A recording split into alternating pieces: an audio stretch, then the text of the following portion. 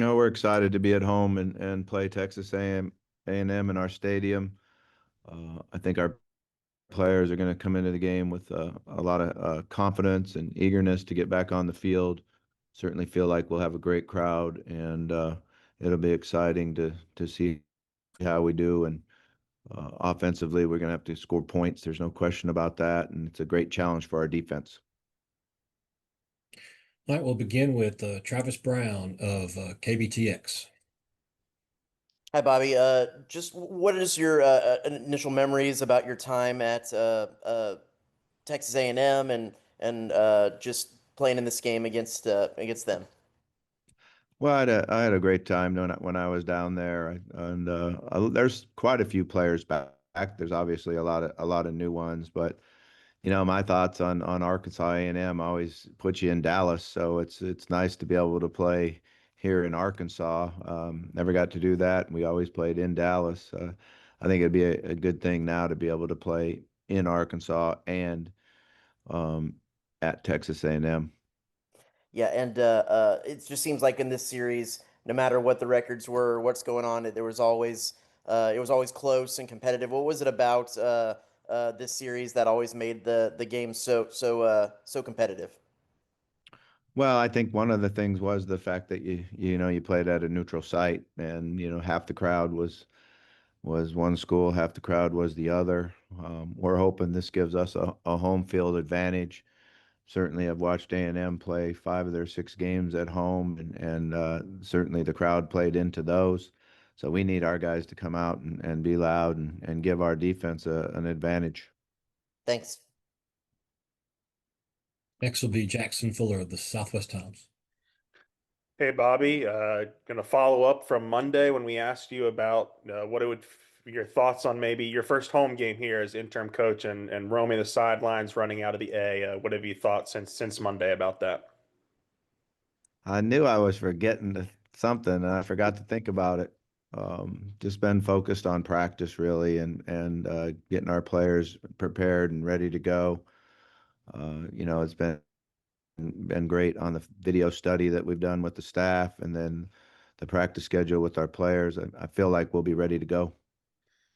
They have obviously a ton of weapons, but Mario Craver stands out. I mean, what's kind of the key to limiting him? Do you have to really focus on him as an individual? Is it just something you can't do that too much because other guys can then get open? How do you go about limiting Craver as the wide receiver?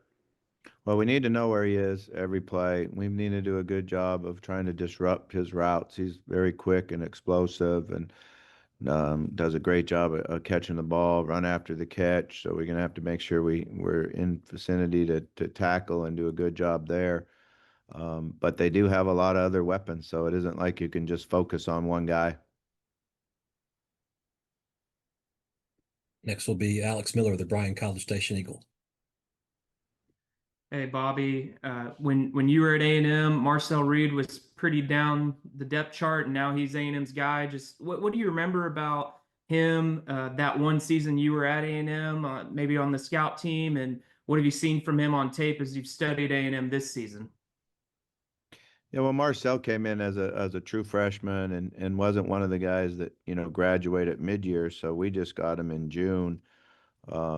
And he had a lot of offense to learn and a lot of adjustment to the SEC football, but he always had a great attitude and a smile on his face and loved being in the meeting room, loved being out at practice. You could see his natural leadership ability.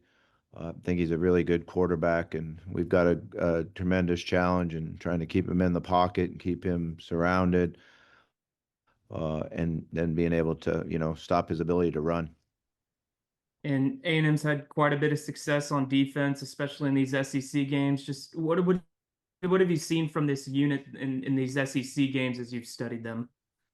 Well, they play together as a unit. Their front linebackers and secondary are all tied together and what they do, and very, very well coached and play with great effort. And that usually gives you a good defense and a challenge for us. Thank you, sir. Next will be Tom Murphy of the Arkansas Democrat-Gazette. Oh, hey, Bobby, you kind of touched on this a moment ago about the series being in Arlington, which is where it was when you were the coach here, do you have a preference to play them on campus? And also, second part of that, scheduling at Arkansas, you've only had 2 games on campus through the midway point of the season. Is it just tough with the formerly the Arlington thing and then the Little Rock factor involved?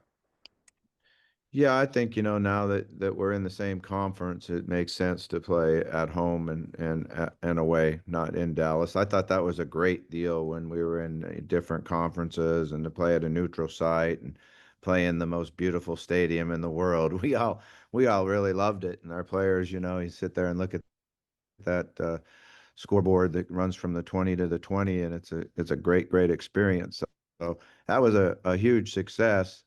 But once you're now are in the same conference, it just makes sense for both schools to play home and home.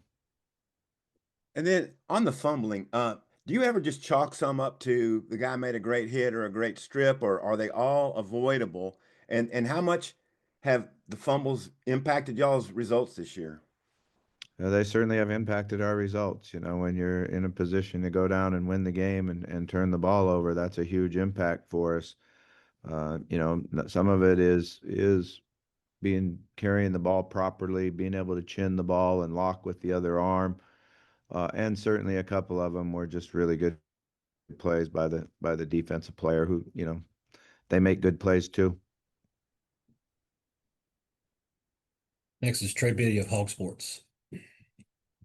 Hey, Coach. I was wondering what you see with A&M in terms of the pressure that they get. They're one of the best teams in the conference in terms of getting to the quarterback and TFLs and also getting off the field on third down.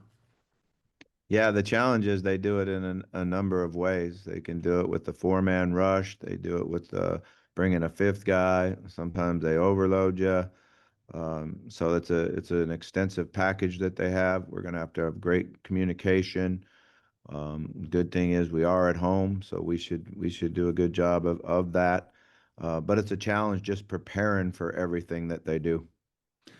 I was wondering on your end, when you're coming up with the calls to the play calls on offense, like how far ahead are you thinking down after down? And are you bouncing ideas off of somebody, Morgan in the booth or something, or how does that work exactly for you? Are you in your own mind the whole time? Yeah, most of the ideas and bouncing things off come in between series.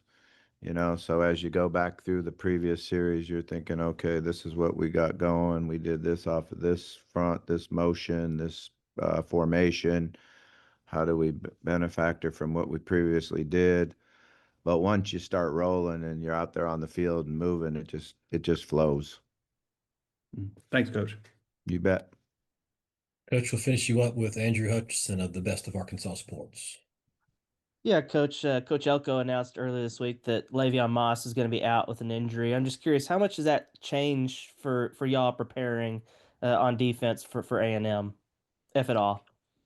Well, I feel bad for him. He was a young man that I was pretty close with, and we had a great relationship. And he's battled that before, so I do feel really bad for him. He was playing really well. He's a great player, extreme talent.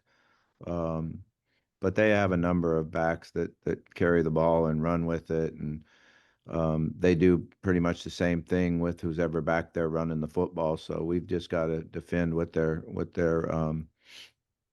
tendencies are and how they like to run the ball. And you mentioned, there are several guys on the team that you remember from your time there at A&M. Is there any advantage for that, like having a familiarity with their personnel? I think there's some advantage to knowing them, but they've all changed a little bit. They've all gotten bigger and stronger and more experienced. So they're playing really well. They're playing at a high level right now.